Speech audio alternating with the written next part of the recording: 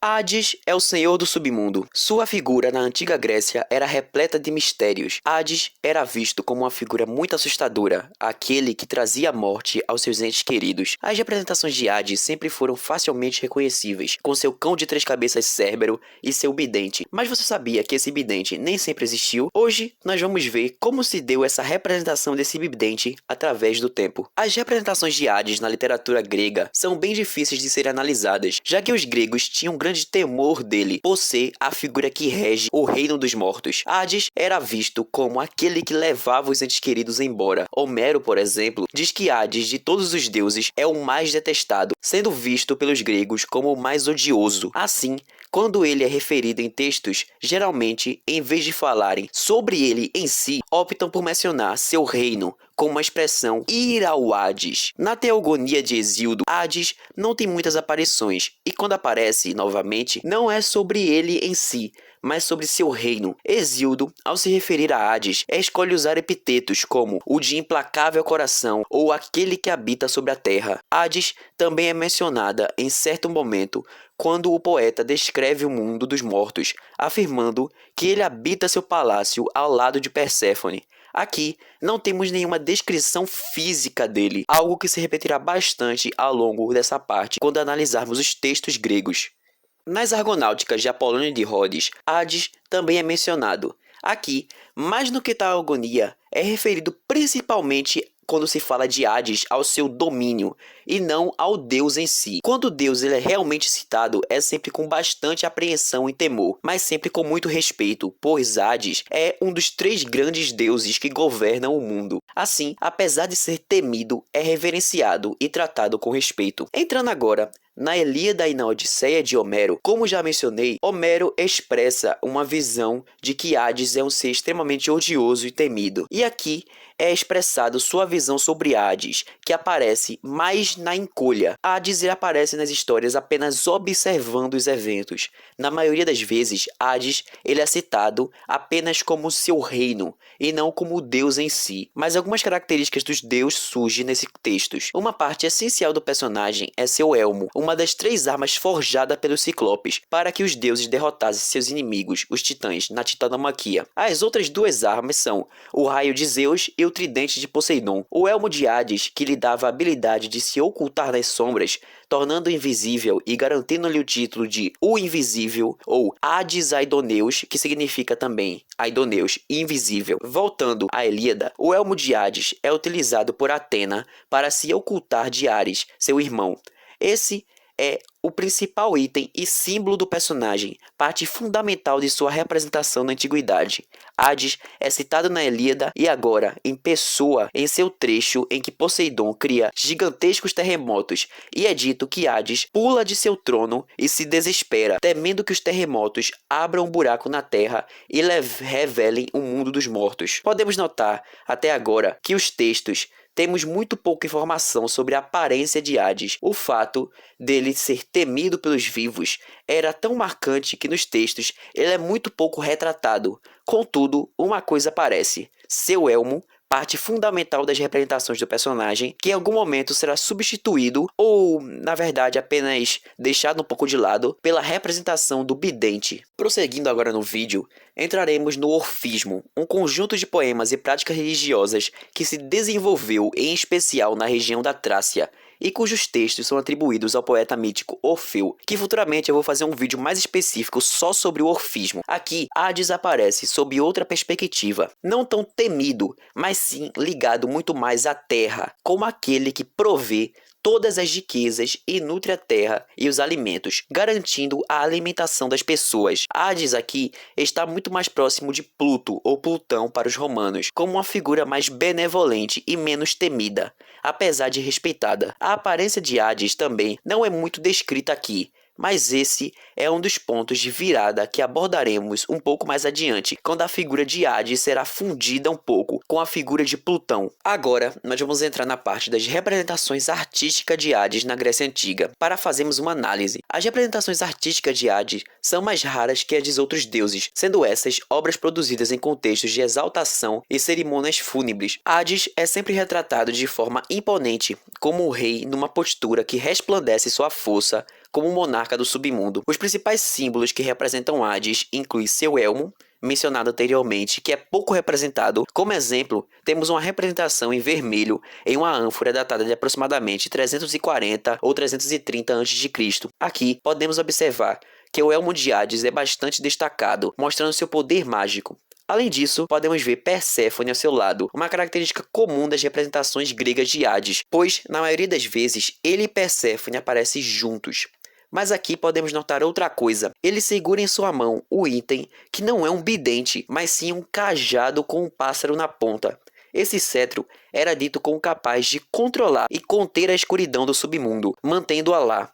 É válido considerar o cetro, já que, desde a antiguidade, ele é símbolo de poder e conquista. Quem porta um cetro é visto como o mais poderoso, o líder, e isso faz muito sentido ao olharmos para Hades, pois ele é o líder do submundo e comanda tudo. Vale lembrar que na mitologia, Hades, Zeus e Poseidon não possuem uma hierarquia entre eles. Cada um é sempre soberano em seu respectivo domínio. Mas, se você está gostando do vídeo, deixa um like, comenta, compartilha e se inscreve aqui no canal para mais vídeos como esse. Voltando ao cetro, a Grécia sofreu muita influência dos povos mesopotâmicos e era comum que o topo dos cetros tivesse a cabeça de um animal. Assim, o pássaro no topo do cetro de Hades é muito compreensível. Essas não eram suas únicas representações. Outros símbolos ligados ao deus incluem sua carruagem.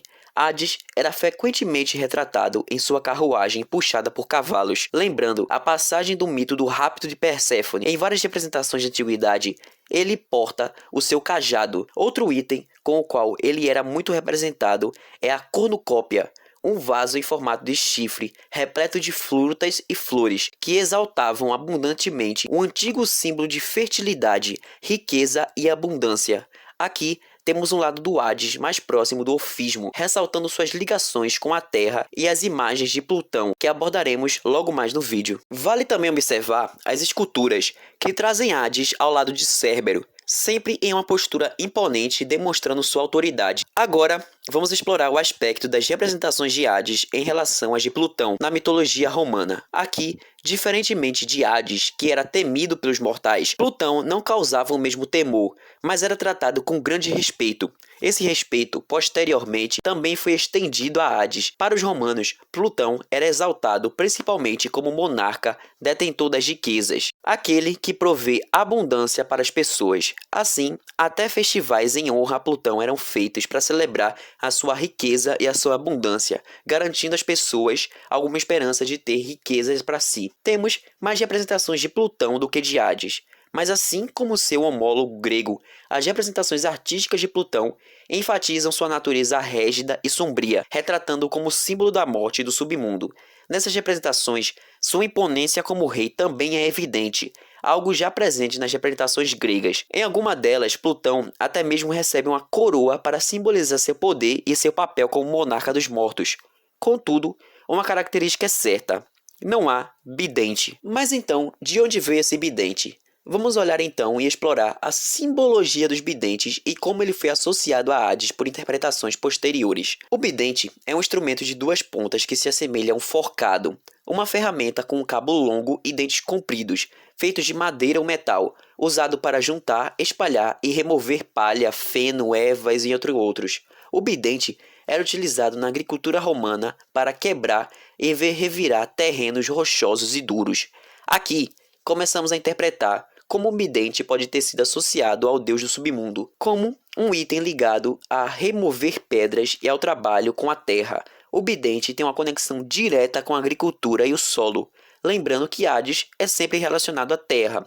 O bidente, como ferramenta agrícola, reforça essa conexão, simbolizando o vínculo entre ele, os recursos subterrâneos e o mundo inferior. Agora, a gente já começa a trazer essas relações entre Hades e bidente e de onde ele pode ter surgido. Então, voltando um pouco mais na história, encontramos uma representação em um sílice ou sílice, uma espécie de copo raso usado para beber vinho na Grécia Antiga, encontrado em Vulci, na antiga Etrúria. Nesse artefato, vemos um homem de barba preta segurando algo que se assemelha a um bidente, o que inicialmente foi interpretado como uma representação de Hades e Perséfone. No entanto, em revisões feitas por especialistas posteriormente, apontaram que essa interpretação estava incorreta, resultante de uma reconstrução equivocada, e que na verdade o casal retratado seria na verdade Poseidon e a Tetra. Além disso, as relações de Hades com o Bidente vêm de um lado mais simbólico e esotérico, associando esse Bidente e o próprio Hades diretamente a seus irmãos, Poseidon, detentor de um tridente, e Zeus, que é representado com um raio, o qual pode ser entendido como um instrumento de uma única ponta. Dessa forma, interpreta-se Hades com um bidente, considerando que Poseidon possui um tridente com 3 pontas e Zeus um raio de uma ponta. Assim, podemos perceber que há um vácuo entre o tridente de Poseidon de 3 pontas e o raio de Zeus de uma ponta, ou seja, cabendo ali a Hades ser detentor de um bidente de 2 pontas. Agora, eu gostaria de pedir que vocês prestem bastante atenção no vídeo, porque vai ser uma parte bem densa de conteúdo, que futuramente cada parte disso que eu estou citando especificamente vai virar um vídeo, mas preste bastante atenção. Nos clássicos, é dito que esse bidente ou cajado de Hades possuía o poder de controlar tempestades e provocar terremotos, sendo frequentemente confundido com o tridente de Poseidon, já que o controle de terremotos era algo muito mais atribuído a Poseidon, que tinha a cunha de Enosigeios, que significa agitador da terra, ou Gaecus, portador da terra. Enquanto isso, o poder de controlar tempestades e raios claramente estava relacionado a Zeus, ou também ao próprio Poseidon. Indo para as relações entre Hades e Poseidon no panteão micênico, que era a civilização grega mais antiga, Poseidon era a figura principal do panteão, e originalmente lhe eram atribuídos 3 nomes: Enesidão, que significa agitador da terra, o padrão claro Poseidon, e o Anax, que significa rei. Nesse período, Poseidon não só assumia a figura de deus principal nos primórdios da Grécia, mas também a de uma figura quitônica, sendo responsável por conduzir os mortos e zelar por eles. Essa visão quitônica de Poseidon posteriormente foi fragmentada, sendo dividida com seu irmão Hades, assumindo dessa forma a responsabilidade de zelar pelos mortos. Também não podemos descartar a associação de Hades a Zeus, justamente porque Hades é frequentemente referido como o Zeus subterrâneo ou o Zeus inferior. Como foi dito, o bidente era muito atribuído ao controle das tempestades, ligando originalmente o bidente ao próprio Zeus, já que tanto o tridente quanto o bidente representam em uma simbologia dos cultos antigos do relâmpago bifurcado. A associação de atributos quitônicos a esse poder atmosférico pode ter de origem da crença etrusca no relâmpago telúrgico, ou seja, os raios que geralmente se originavam do solo, empunhados por uma divindade quitônica. Dessa forma, o latim bidentes poderia ser uma forma latinizada da palavra etrusca para relâmpago. Portanto, os romanos se referiam ao local atingido por um raio como um local bidental e realizavam vários rituais específicos nesse local, que ocasionalmente incluía o sacrifício de ovelhas com 2 dentes, daí o termo bidente. Esses rituais tinham um propósito divinatório e os romanos seguiam as ideias etruscas a esse respeito. Foi proposto por Carl of Tulin, importante filósofo e estudioso dos mitos, que tanto o tridente quanto o bidente eram inicialmente símbolos de relâmpagos, estando ambos em posse do próprio Zeus, como é representado em suas figuras nos rituais bidentais. Mais tarde, esses 2 itens foram considerados possuídos por outras divindades, Hades e Poseidon. Poseidon recebeu tal item em algumas visões para diferenciá-lo de outras divindades marinhas, como o próprio Oceano ou o Tritão. Antes de entrar nas versões mais recentes das representações do bidente, gostaria de explorar um lado mais simbólico e filosófico. O bidente de Hades aqui representaria os polos, a dualidade, aquilo que é e não é, a bipolaridade existente no universo, simbolizando os 2 extremos, vida e morte. Hades, assim, é o avatar da dualidade universal. Além disso, o bidente, mais uma vez, representa sua ligação com Zeus e Poseidon. Enquanto Zeus seria o primeiro governante de todos, simbolizado com o raio de uma ponta, representando seu status como primeiro governante, Hades vem logo em seguida, representando o segundo governante, que é logo após a morte, que se torna o Senhor de todos, sendo representado pelo título de Policemantor, o governante de muitos. Finalizando, claro, com Poseidon, que aqui seria o terceiro governante, já que Poseidon governa apenas aqueles cujas vidas estão ligadas ao mar, oferecendo mais segurança apenas àqueles que se aventuram em seus domínios. Dessa forma, Hades, Zeus e Poseidon representam a hierarquia de governos, sendo Zeus o primeiro governante, Hades o segundo governante e Poseidon a figura de um terceiro governante. Daí, o raio com uma ponta, o bidente com duas pontas e o tridente com três pontas. Agora, vamos entrar na consolidação do deus com seu bidente. Na arte ocidental da Idade Média, as figuras clássicas do submundo começaram a ser representadas com um forcado. Isso ocorreu justamente em um período em que a teologia cristã buscava símbolos que representassem os deuses, e o estudo dos elementos e do panteão greco-romano foi utilizado para ilustrar os conceitos de bem e mal, como relata Jean Delumeau em seu livro História do Medo no Ocidente. Assim, Hades foi utilizado como um proto-diabo, recebendo símbolos e características que futuramente seriam atribuídos ao próprio diabo. Jeffrey Burton Russell, ao explorar a evolução da figura do diabo em seu livro The Devil Perception of Evil from Antiquity, The Primitive Christianity, destaca como a imagem do diabo foi construída a partir de várias tradições pagãs, incluindo aspectos de deuses do submundo, como Hades e Plutão. Com isso, o bidente passou a ser usado como símbolo de punição e julgamento, como aparece na obra O Juízo Final, de Giotto, na Capela Scrovegni. Nessa obra, não vemos Hades com tal item, mas figuras demoníacas utilizando diversos instrumentos de tortura, e entre eles está, claro, o bidente. Esse item se tornou necessário para a narrativa cristã. Além disso, esse bidente serve justamente para mostrar o poder e a imponência do diabo em relação ao sofrimento. Assim como Hades era um rei imponente sobre os mortos, aqui o diabo seria um rei imponente do sofrimento. Vamos agora sair da Idade Média e finalmente entrar no Renascimento, onde foi consolidada a imagem de Hades com seu bidente característico. Um dos primeiros exemplos que podemos destacar é a pintura Plutão, de Hendrik Goltzius, claramente influenciada pelas ideias medievais e clássicas. Se olharmos para esse Plutão, vemos características que conotam tanto a Hades quanto a transfiguração pela Idade Média, como um proto-diabo. Aqui, Hades é apresentado como uma figura majestosa, reforçando seu status como soberano do além-mundo, mostrando a evolução e a adaptação de Hades ao longo do tempo, reunindo atributos antigos e novos. Outro local em que o diabo aparece é no mural mitológico do teto pintado pela oficina de Rafael para a Vila Farnesina, no século XVII, numa cena que representa um conselho dos deuses. Os três irmãos Júpiter, Plutão e Netuno estão agrupados com Cupido diante deles. Netuno segura o seu tridente, enquanto em outro local é encontrado Plutão segurando o seu bidente.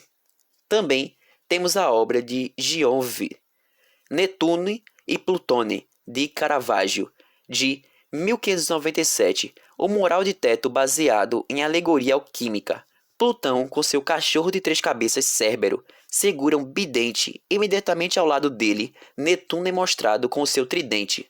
Alguns escritores até confundiram as duas figuras, mas a identidade de Netuno é confirmada pelo abraço do hipocampo, o cavalo marinho, com barbatanas no lugar das patas dianteiras, cujas marcas aparecem repetir o tridente de forma estilizada, talvez até simbólica. Mas, por hoje é só. Seja bidente, tridente, elmo ou qualquer outro símbolo, saiba que Hades é um dos seres que mais intriga e chama atenção na mitologia. Um ser invisível e contido, que faz o seu trabalho e representa a dualidade. Isso foi apenas uma parte da análise sobre Hades e as representações do bidente. Se gostaram, não esqueçam de deixar um like, se inscrevam e sigam a gente para mais. Desde já, quero avisar que todas as referências estão aqui na descrição do vídeo. E veja outros vídeos aqui no canal. E até a próxima.